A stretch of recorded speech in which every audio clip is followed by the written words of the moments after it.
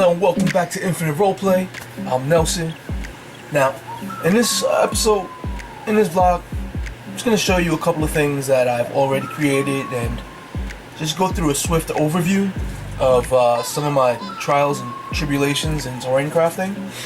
I'm going to start with my outdoor squares. Now, my outdoor squares are pretty much for that. They're just dirt that can be used for an outdoor setting or an indoor setting just by dropping some foliage, some portable foliage and trees, or some of Scotty's 2.5D stone walls, the modular types of stone walls. And more or less this is how they look.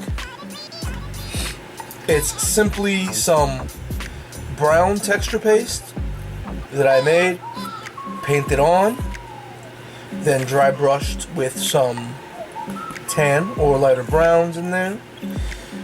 I also have some of my coffee flocking here and some darker spots just to have them. I've made a few of these. Haven't necessarily completed all of them as they're missing some coffee flock. But the problem when I made these is, if you can notice, there is warping. Now I tried to reinforce them with some skewers, and in this dimension it did warp. However, couldn't support it going in the opposite way and it warped. Now ultimately you might think putting a weight on there should help, but I was using texture paste, and that would just ruin everything. Now here is one of my very first boards that I made for use with Scotty's 2.5D Next method. It's not necessarily in the fashion Scotty makes, but this was made with cork. And then I just cut the cork into relative squares and dropped some pebbles flocking around after it was painted. Now if you look in this direction, it's very slight, but there's still warping. This being something that wasn't sticky, you know, not an adhesive surface. I was able to put a weight down on it, but it still managed to warp a bit.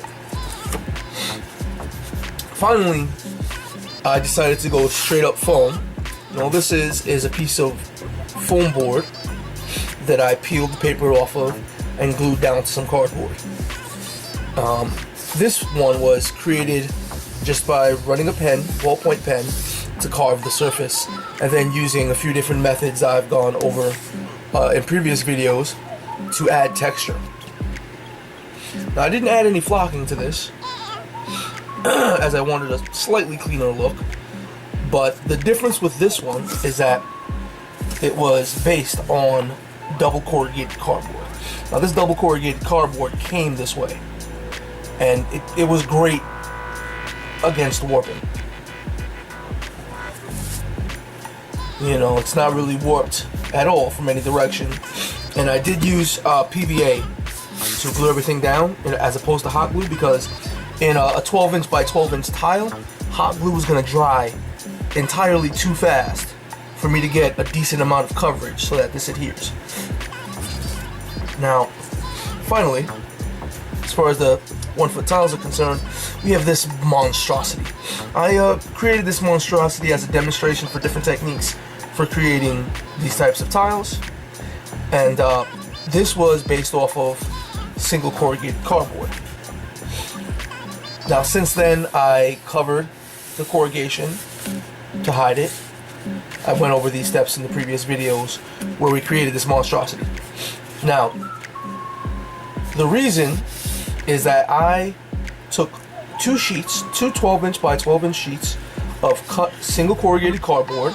I laid them on top of each other, alternated the corrugation, the direction of corrugation, so that the pattern crisscrossed, and I reinforced each piece with several barbecue skewers so that the barbecue skewers also crisscrossed. Putting some weight on it, glued it all together with PVA, and it held up very, very well. That's my cardboard created tiles. I also create tiles using Her Starts stuff. When they're glued together, I glue them on foam board and then just put them together like this. So we have a nice piece of plaster terrain. I have the, some unpainted ones I was working on, some finished tiles. Made some AA guns or cannons, stages, computer terminals, doorways, pillars, elevators. I'll go through all that in a different video. I have way too much stuff of that made.